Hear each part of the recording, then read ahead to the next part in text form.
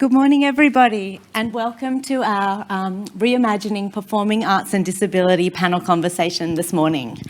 My name is Marika Perro. I am the Arts Development Manager at Accessible Arts. Thank you all for joining us, and for those of you who are new to us, Accessible Arts is New South Wales' peak arts and disability organisation, advancing the rights of and opportunities for people with disability or who are deaf to have sustained professional careers in the arts in New South Wales. Before we begin today, I'd just like to go over a few housekeeping items. The first one is that we have some accessible bathrooms here through the doorway. This is also our emergency exit. We also have additional bathrooms in the Western foyer. We have T hearing loop available for today, so if anyone requires this or is having any issues, please raise your hand and our stage manager Nicole can come and assist you. Before we begin our panel conversation today, I would like to warmly welcome Daniel McDonald to commence our event with a welcome to country.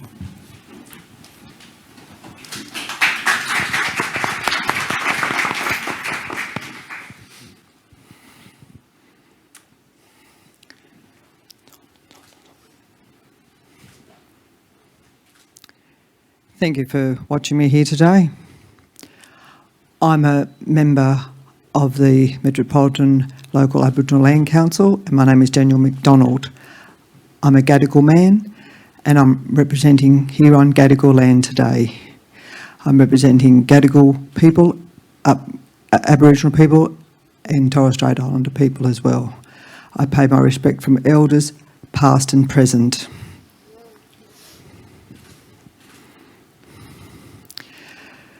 "50 years coming up for the Opera House, and it's continuing. It used to be a station here earlier. 50 years, wow. In October 1973, the 20th.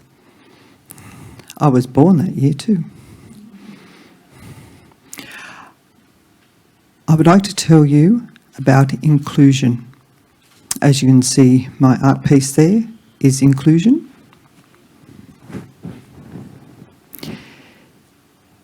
Inclusion. People with disabilities are equal.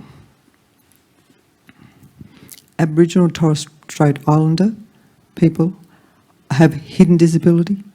People have hidden disabilities. So we all should be proud of people who have disabilities. Doesn't matter where they are, who they are and where they come from. We're here all on Gadigal land as one. I would like to wish you all a warm welcome here today and the panel. Thank you.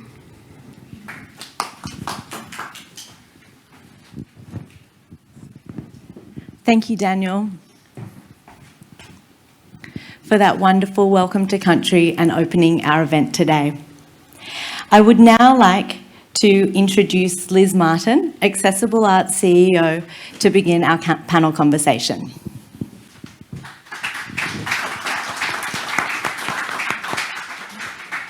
Thank you, Marika. And thank you. I'd like to first begin by also acknowledging the Gadigal people of the Eora Nation and pay my respects to elders past, present and emerging. Welcome to our first Access Ideas and Insights panel conversation for 2023. Today is the first of our hybrid event series where we have both an in-person audience here at the Sydney Opera House, as well as an accessible live stream broadcast delivered by our event partner, Pyrus. I'd like to thank Sydney Opera House for hosting this event, delivered by Accessible Arts, with the funding support of Create New South Wales and City of Sydney. Today we are joined by a dynamic lineup of performing arts professionals with disability who will each discuss their experiences in the performing arts sector. At the end of the panel, we will have some time for audience questions. For our online audience, these questions can be submitted via Slido, which is embedded to the right-hand side of your screen. For those using keyboard navigation, you will need to tab past the video controls to access it. Alternatively, you may submit spoken questions or questions in Auslan by messaging them to the Accessible Arts Facebook page. For our audience in the room, hello, and how wonderful to be back in person with you all after 3 years, perhaps. You may request a microphone to ask questions, or you may also use Slido on your phone by navigating to slido.com and entering the code ARTS, AARTS. Please know that we have a wonderful full audience today, so it is possible that we may not get to every answer of every question submitted, but we would love to see your questions coming through. And now to our panellists. First of all, I'd like to welcome Deborah Keenahan. Deborah is multidisciplinary artist working between video, performance, identity and social engagement. Her new work, Othering, has premiered this month as part of the 2023 Sydney Festival, and her work, Smashing, screened last year as part of Cannes Short Film Festival Independent Films. Deborah was the first participant to Accessible Arts Art Screen program, where she created her first screen-based work titled Little Things Matter. Among other things, Deborah is an author, playwright, psychologist, and academic. Please welcome Deborah Keenahan.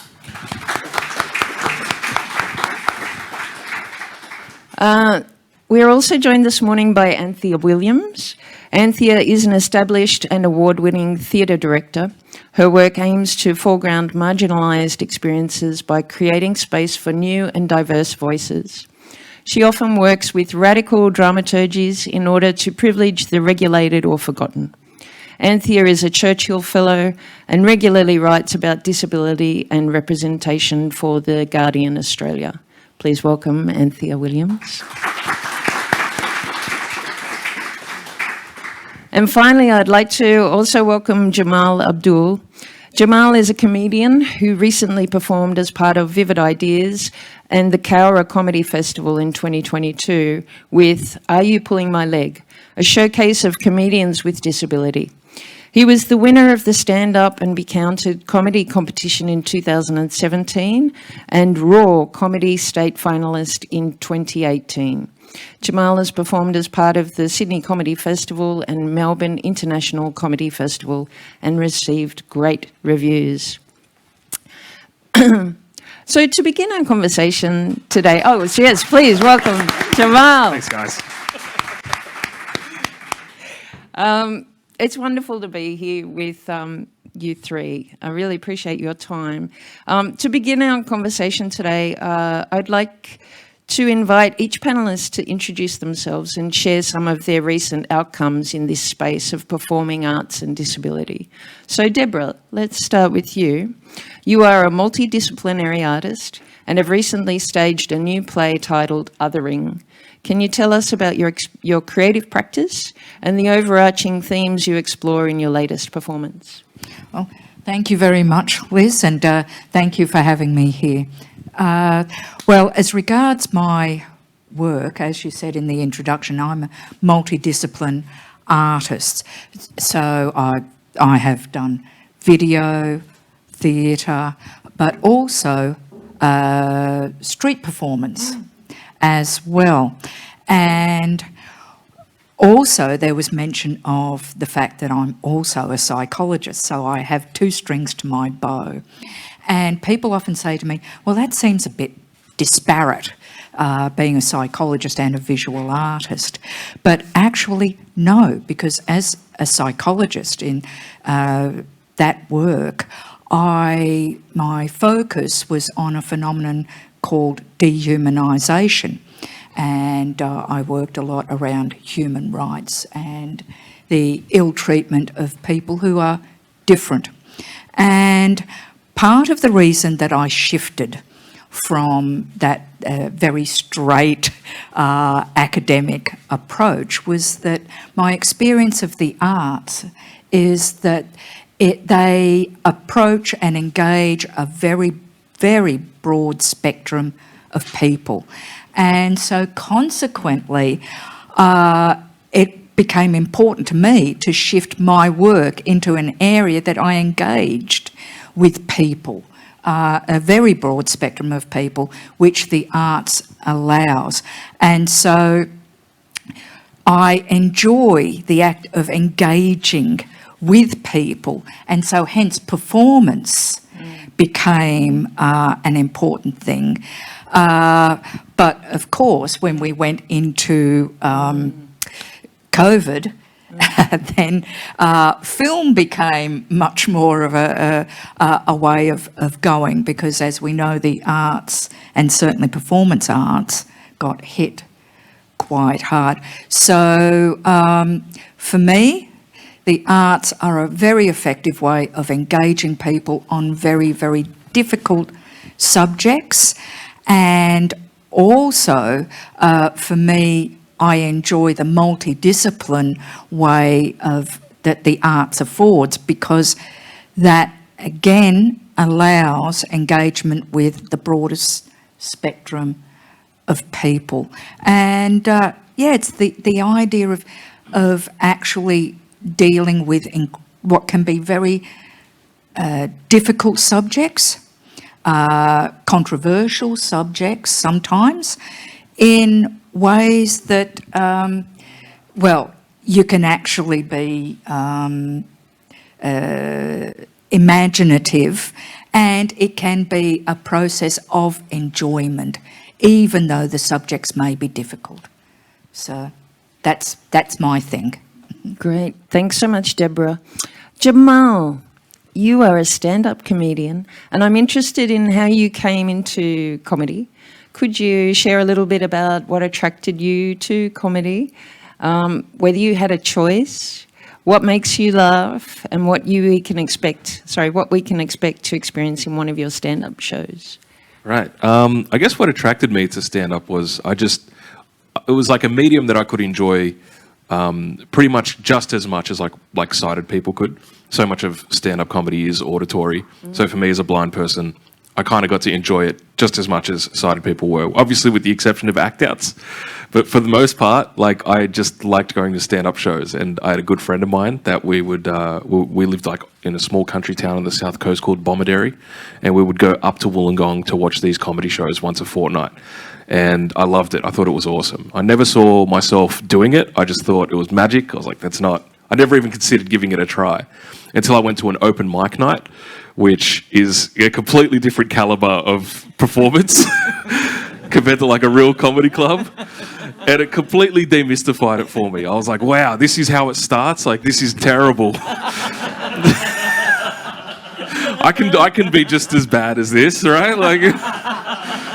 And so, but there were a handful of performers that were on at this particular open mic night that were incredibly impactful. And one of them, one of them was, because anyone can sign up to these, right? Like, anyone off the street can see comedy, written on a chalkboard, and then sign up and just perform for 5 minutes and then leave. Like, these shows are crazy, like. And one night, I went to one of the open mic nights in Wollongong. They just started up. And I was watching a show, and one of the performers was a prostitute, right? She was a sex worker, and she told her stories about her work. And it was insane. Like, it was the most insane thing ever.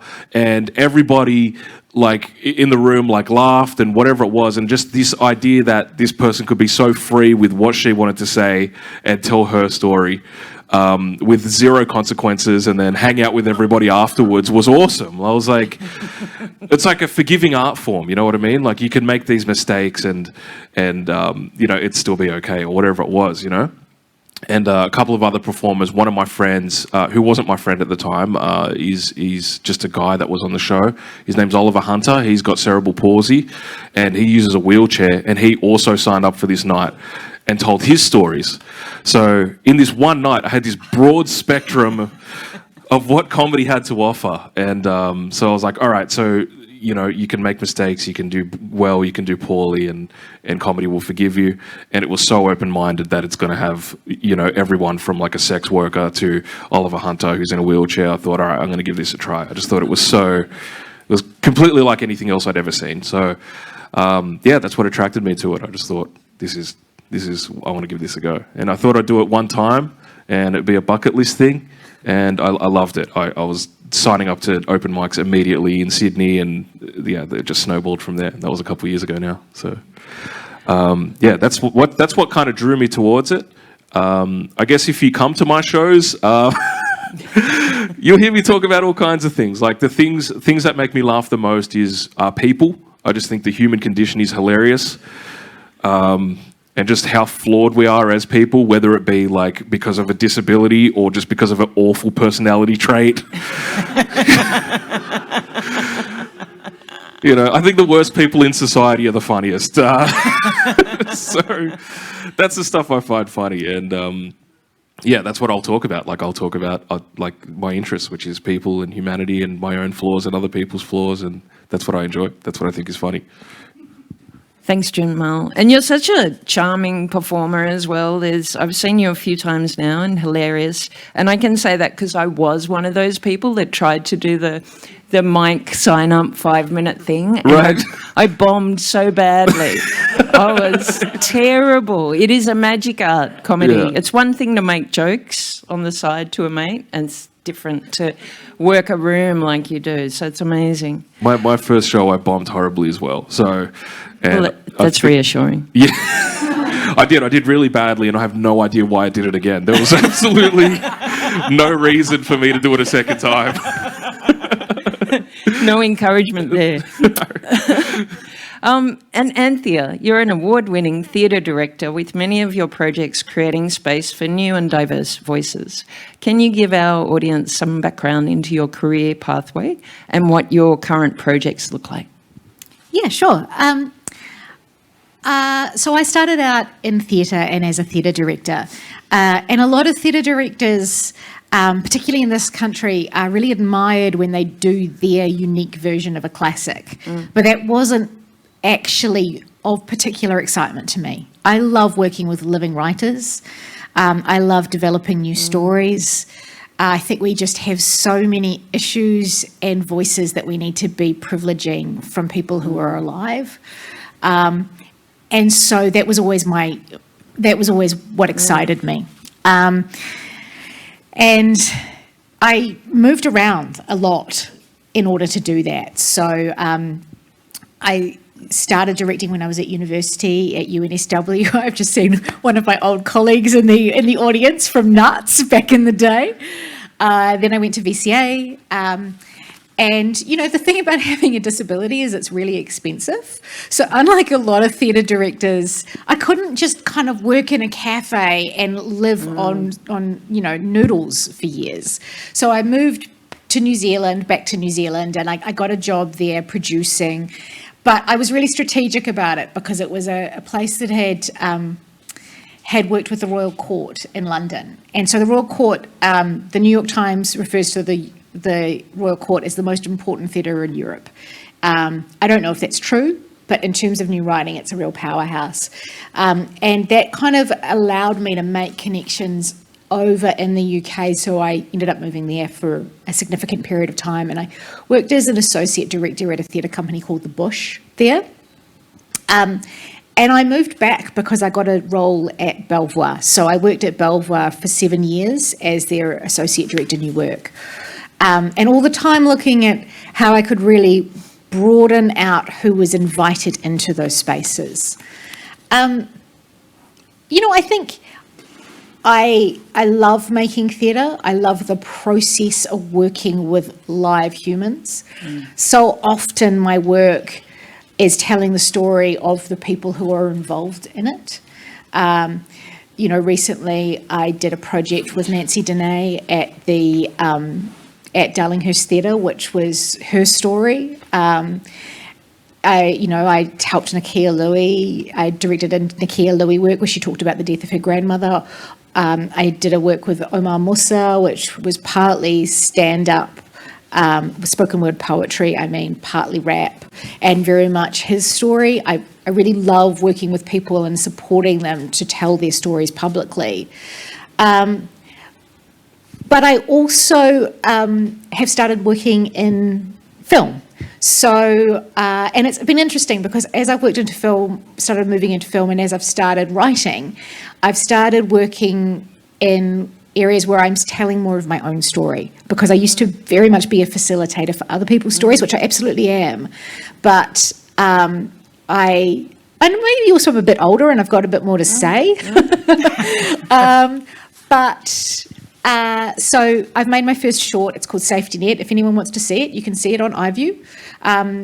I'm developing a feature on that same one with the writer of that work and the producer of that work. And the lead character in that is a 12-year-old boy who lives with disability. And it's been glorious to kind of talk about my own experience through the development of that feature as a young person who grew up with disability.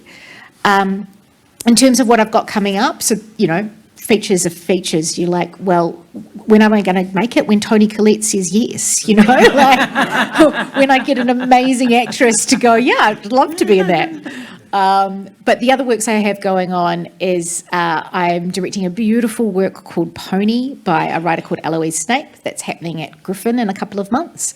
I really recommend you go and see that. That's been absolutely glorious to develop with Elo. It's her first play and it's so good, and it's been kind of nominated for every writing award, and she keeps on being so surprised, and I keep on saying, I told you this was really good, Elo, why are you surprised?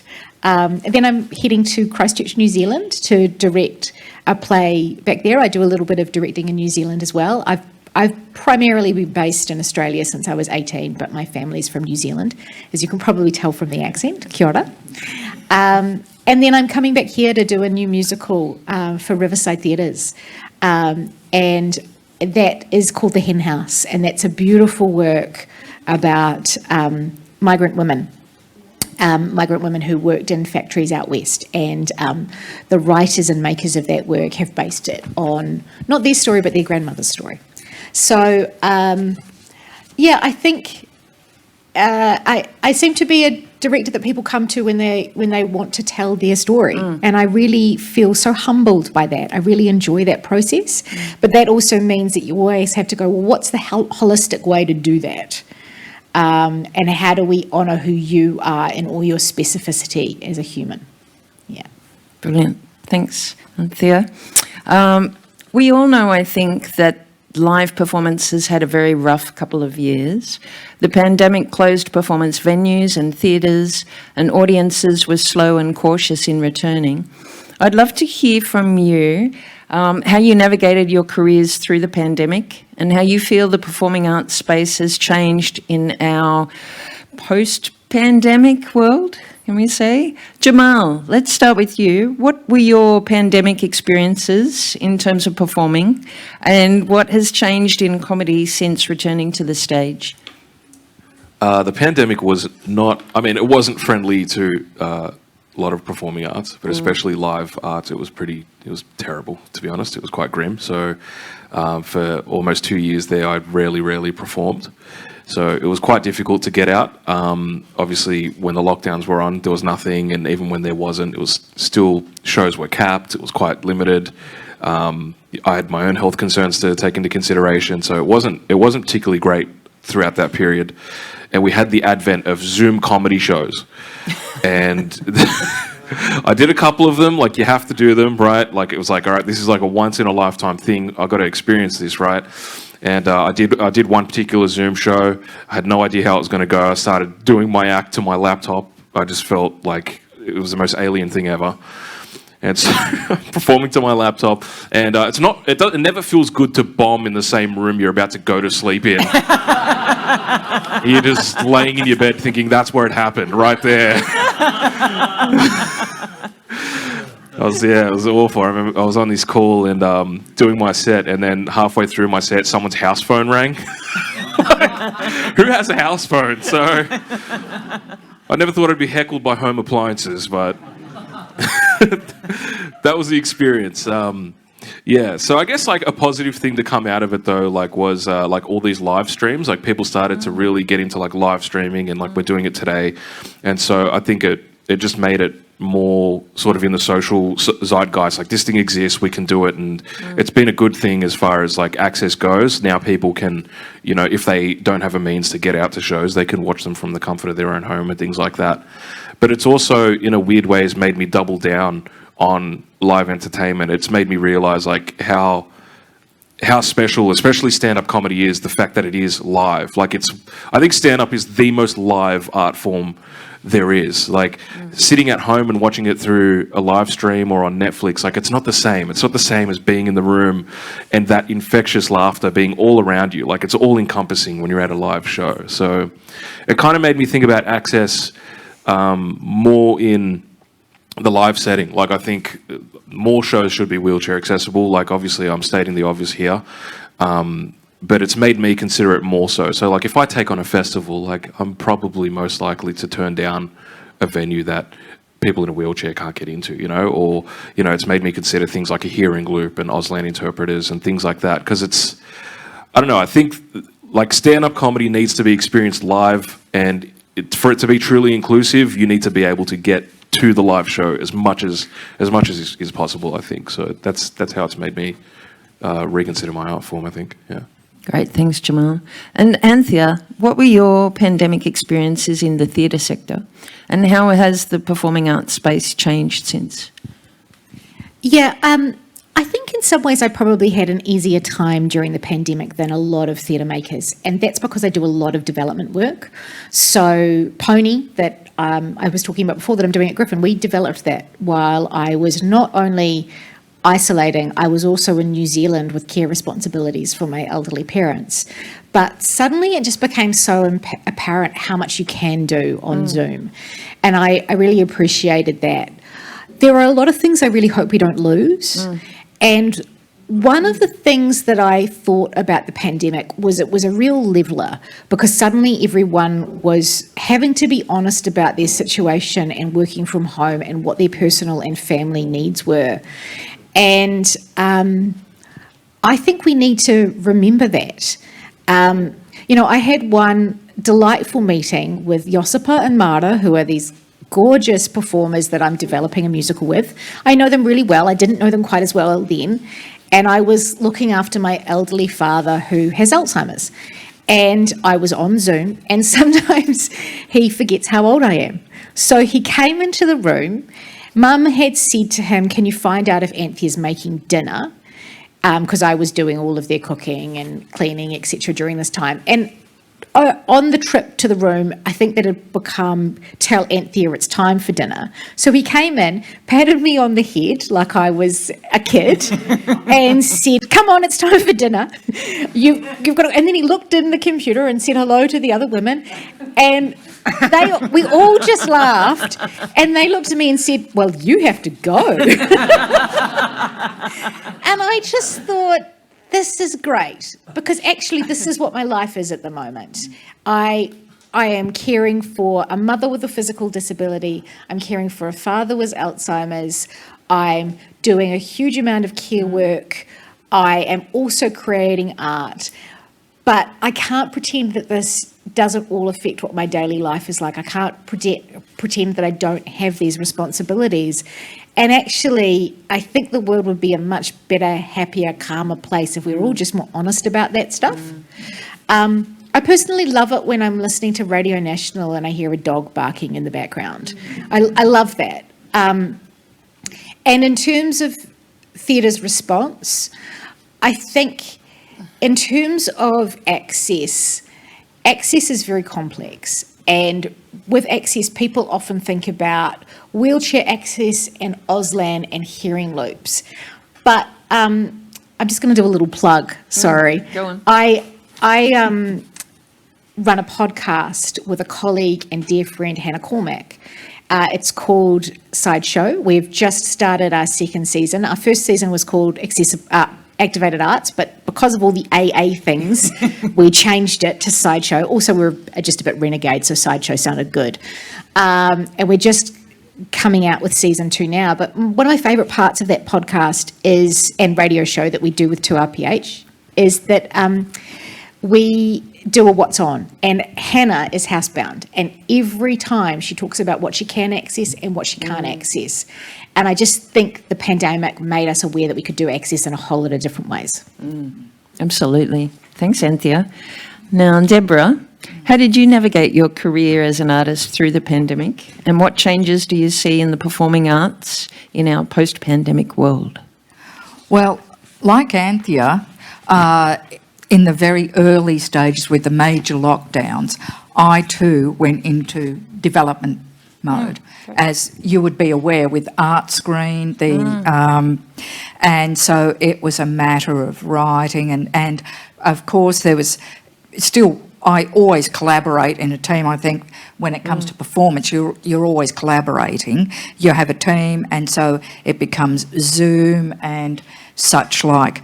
And so when we did eventually start to open up, we were at the point of being able to hit the ground running, so to speak, with filming.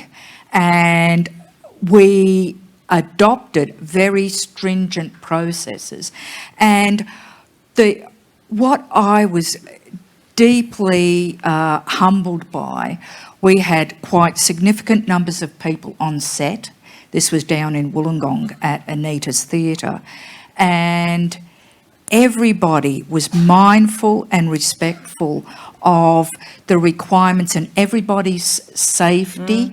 We implemented very stringent processes of testing. Nobody complained, and everybody adhered to it. And we actually had a team of nearly 100 people during that filming process, and no one got sick. It was, it was amazing. But I was just really knocked over and, well, I won't say surprised, but really humbled with how everybody was willing to look after everybody else and take responsibility in that sense.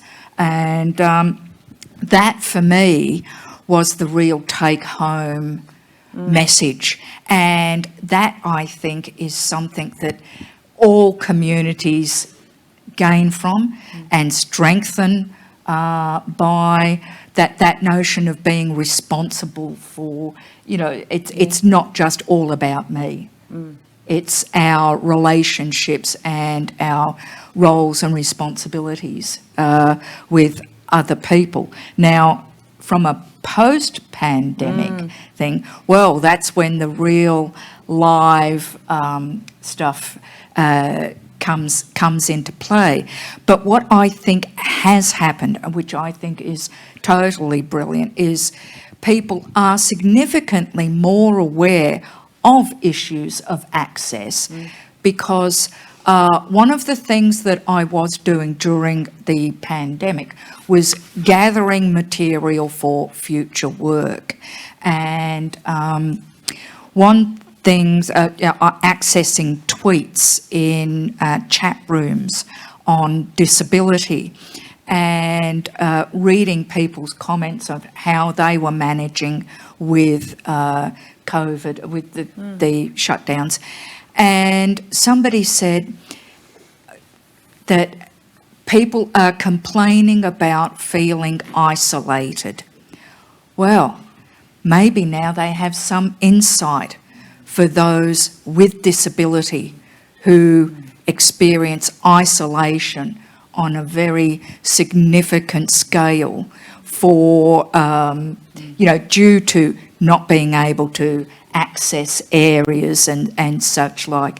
And they said, that is a significant lesson that has been learned of the importance of access for all people to things of entertainment, cultural shows, just culture generally. And for me, like doing the festival just recently, I'm really, really, really proud to say that our work was one of very, very few that had all the symbols attached to it. So we had Auslan, we had the hearing, we had audio description. And it was just, I was proud of that. Really proud of that. Yeah, that's fantastic. Thanks, Deborah. Now, just to remind you, I can't see right now, but I think we're going to flip over to questions from the audience, both in the room and online, in about 8 minutes. So make sure you get your questions in, otherwise I'll be making up more questions. So Can we ask them? Oh, you too? can ask. Yeah, that's true. I have one more question for each of you, but we'll just need to be aware of the time. So the title of the panel today is Reimagining Performing Arts and Disability.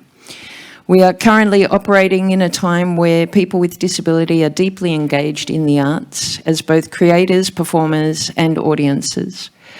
So, Anthea, what are your current observations of disability representation and accessibility in theatre? What future changes would you like to see happen in this space? Yeah, I think there have been some really good changes. It's been wonderful to see some actors, particularly who identify as living with disability, coming out of some of our major drama schools, and some of those people getting great work. I feel a little bit like sometimes it's about people with disability being seen rather than heard, though. I'm really interested in who is behind the crafting of the story. It's not just about who you cast, it's about who crafts that story, who directs it, who edits it, who wrote it. And it seems like there's a little bit less of that. So I think arts organisations, the screen industry, etc., need to think about how to make sure that we're heard, not just seen. Yeah. Yeah, that's fantastic. Thanks, Anthea. And Jamal, when thinking about stand-up comedy and disability, we are now seeing a growing representation of comedians with disability, both visible and invisible. Issues around disability are used as comedic material, which often functions to break down barriers and destigmatise disability. As a stand-up performer, what have your personal experiences in comedy been in relation to access and representation? As far as access goes, like everything, it has like its good and bad moments. I would say for the most part, for me and my disability, most things are accessible. And promoters are usually pretty happy to, like, say I get to a show, like I need to know where the stage is and how it's set up and things like that.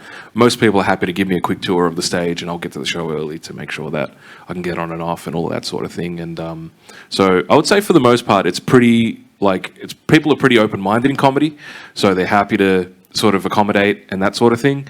Access becomes a problem when shows aren't close to like public transport and things like that, and then I have to like outlay money for a taxi or whatever it might be to then get to that show. And then so even though I can get to the show and perform to it, I guess the accessibility isn't being meant in the sense that like my entire check might go on that taxi or whatever. So there, yeah, it has its moments, sort of thing. I guess I don't feel like there's anything preventing me from performing in stand-up comedy, though, as far as, like, there's no one standing there saying, okay, this guy can't do this or whatever, anything like that. I do like that it is so open-minded, and, like, stand-up comedy has a very long history, particularly of working with people with, like, mental illness. It's almost a requirement, so...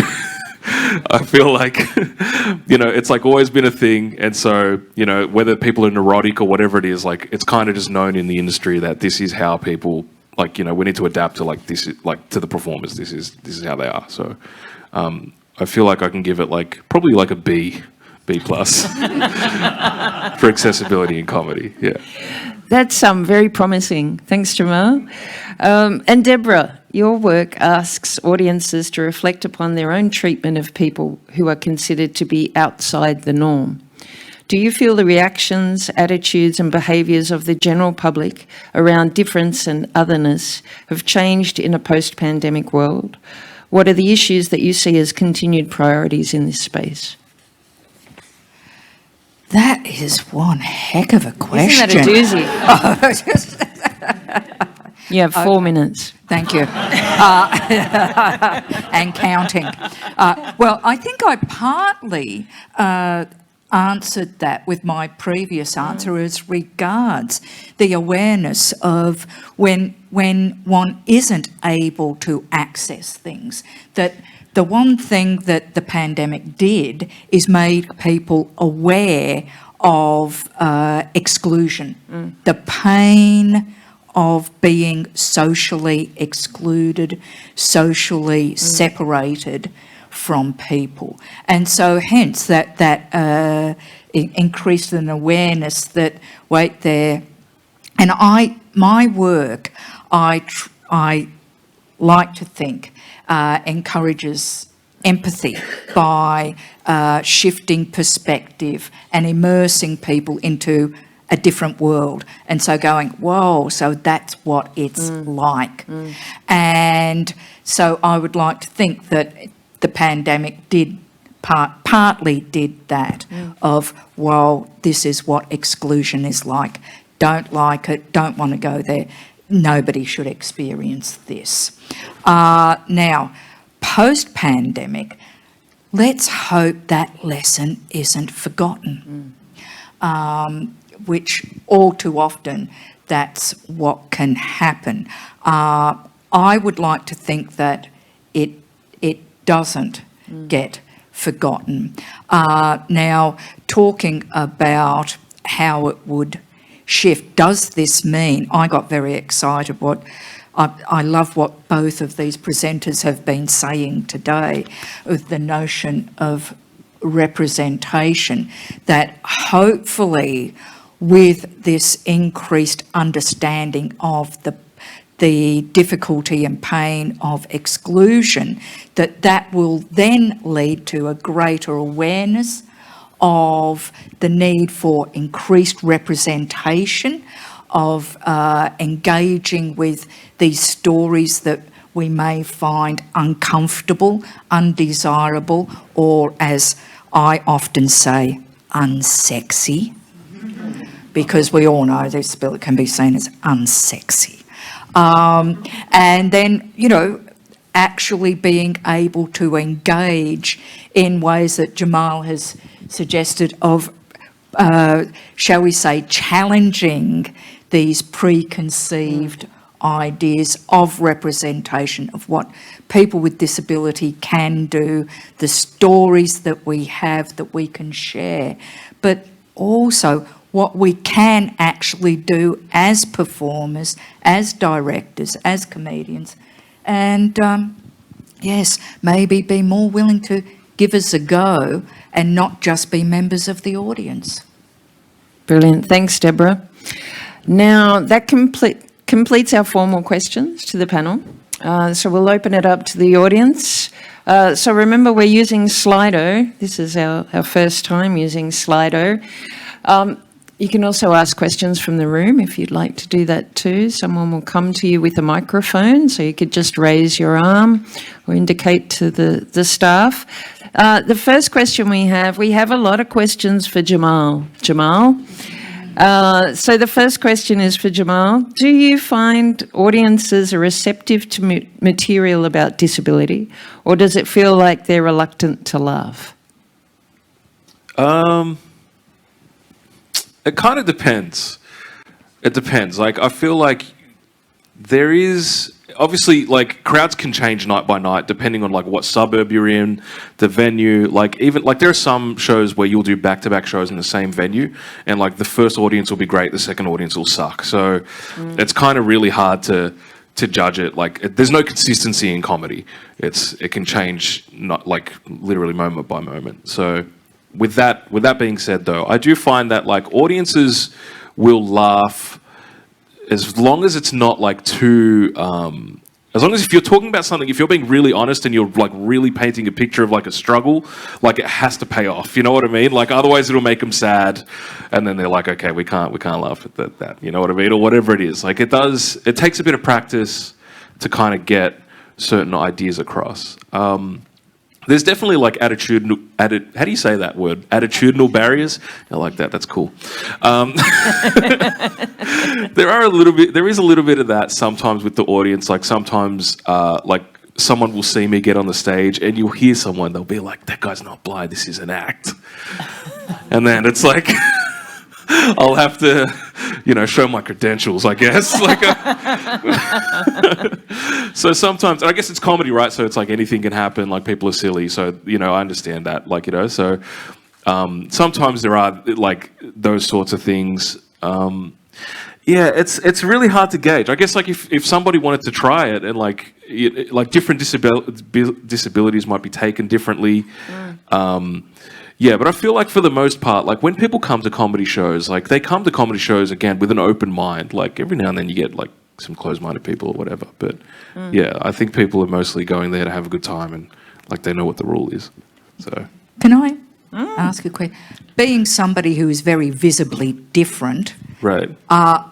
Jamal, I'm in the situation where I can actually be laughed at just walking down the street. Right. So I think what you're getting at is there's a difference between laughing at and laughing with. Yeah, 100%. Yes. Yeah, you definitely have to take control of like what's being laughed at. Like you can definitely like sell yourself out and be like, oh, I'm blind, I trip over. Like you can do that stuff and you'll get laughs and it'll suck. But like, I definitely agree with like, you definitely have to take control over like what people are laughing at. You have to be, I guess like, it's weird, I guess. You take pride in what the joke is, you know what I mean? Take pride in what they're laughing at. Like, it can't be... Like, if it's something you're insecure about, it has to be because you're telling them that, like, it's okay to laugh at this, though. You know? Yeah, you definitely don't want to be, like, punching down on yourself. No. Thanks, Jamal. We have a question from in the house. Thanks so much. Fascinating. A few of you talked about how the pandemic gave people who are not disabled or don't have a particular kind of disability insight into like isolation and various experiences. What are the significant or like really notable experiences that disabled people might have when viewing or participating in the performing arts that the pandemic did not give insight for people who don't have that disability into? Lots of things, lots and lots of things, yeah. A huge number of things. I feel like that list is endless. I think it gave one very specific experience. And what I really liked was the discussion it opened up around community responsibility. And I never want to see that cultural ad soldier on with Codral ever again. I think it's so toxic. But I don't feel like I'm answering your question. I think I'm saying, so many things. Yeah. Do you have anything you want to add to that? Well, I think it would be repeating that idea of engaging with the pain of isolation. But I don't think that actually answers your question appropriately, really.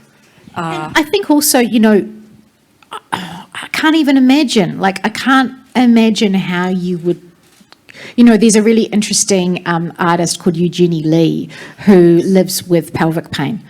And she has made artworks that try to create something akin to that experience. And that's taken her years, and working with a huge number of technology experts, etc.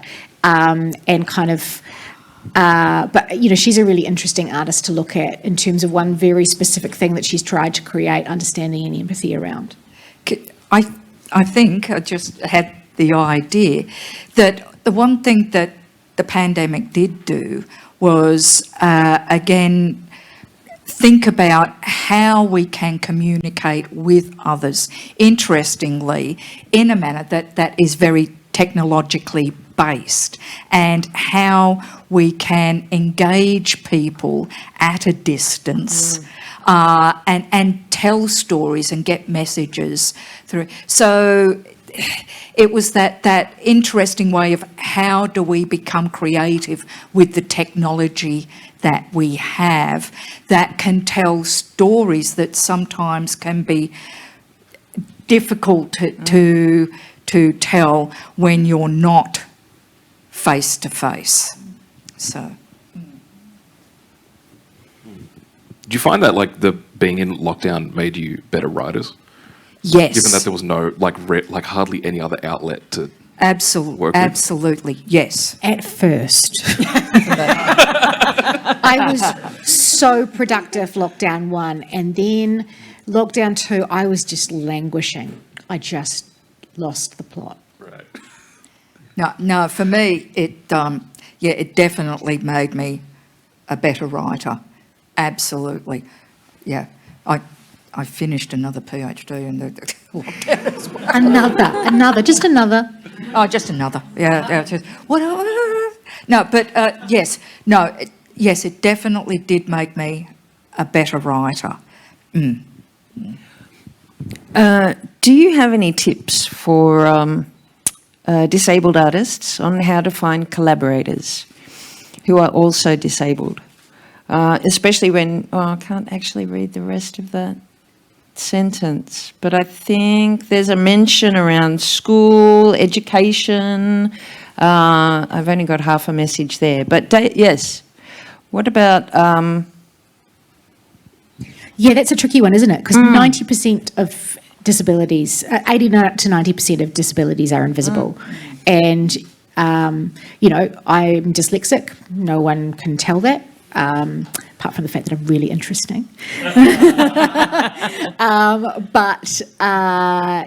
I also have rheumatoid arthritis that is not necessarily obvious. Sometimes people just think I've sprained my ankle today, or that I had a skiing accident and now I'm in a cast. Definitely not skiing.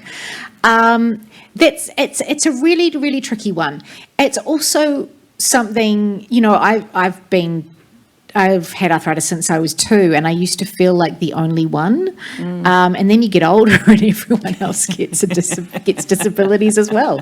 And we're everywhere. And you also become part of community, and people get better talking about it. And, I'm certainly part of that. So I think, how does anyone find their collaborators? It's about finding people who are like-minded.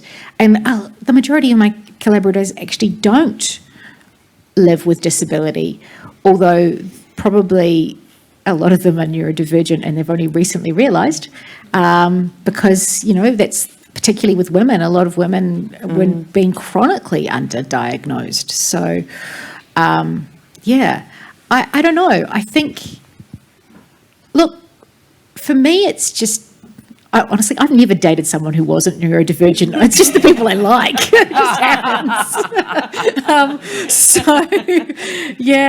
I don't know.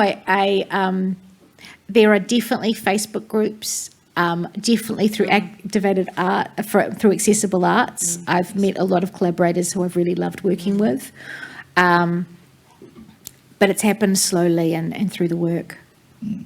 Well, for me, as you are aware, I've accessed various organisations that present themselves as organisations for artists with disability, and that was very much a conscious decision on our part. And when I say our part, when our team, to actually be as inclusive as possible. Like, for example, when we went down to Wollongong, we made contact with Merigong, and yes, we did various connections, as you're aware, through ArtScreen.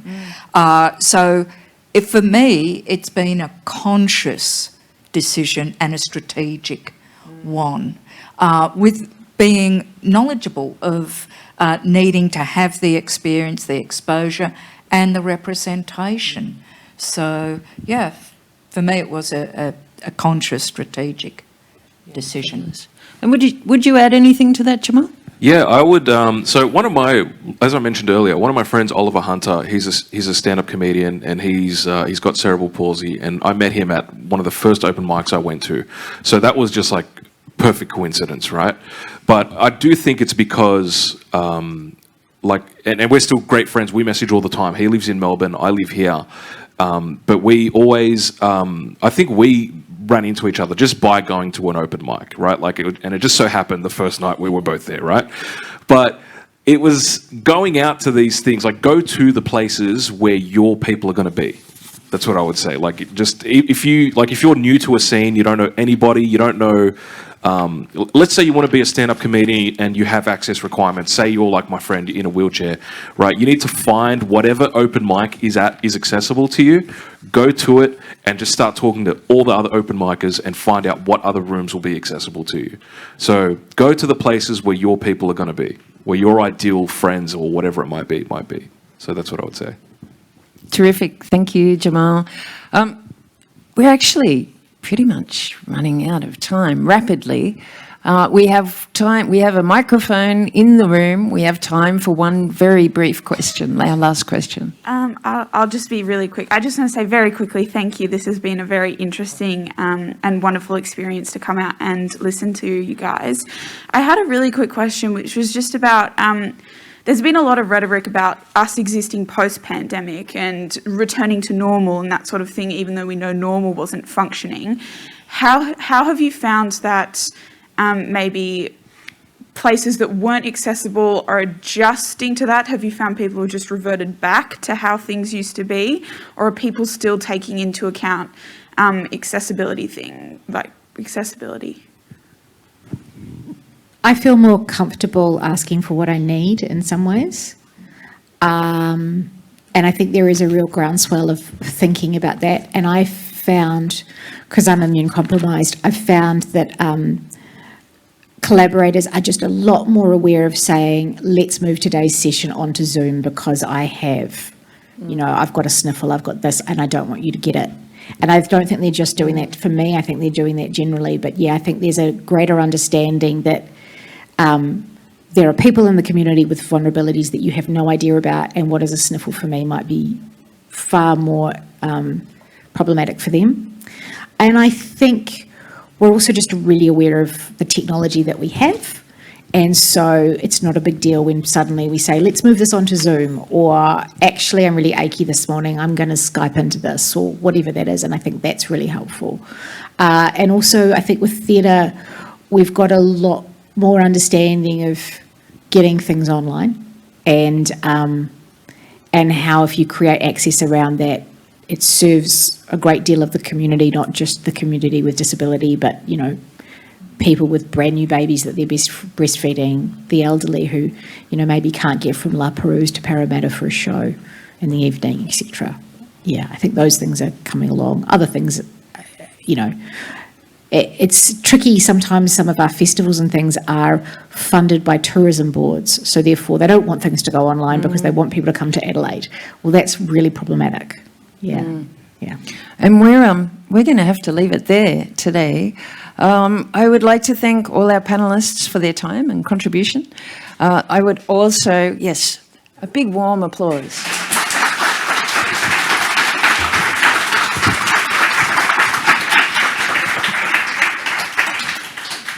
I'd also like to thank Janelle Ryan and the Sydney Opera House for hosting the event.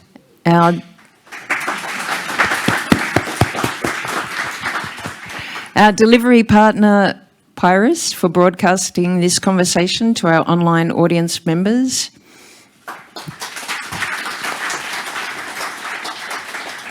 And of course to our funding partners, Create New South Wales and City of Sydney.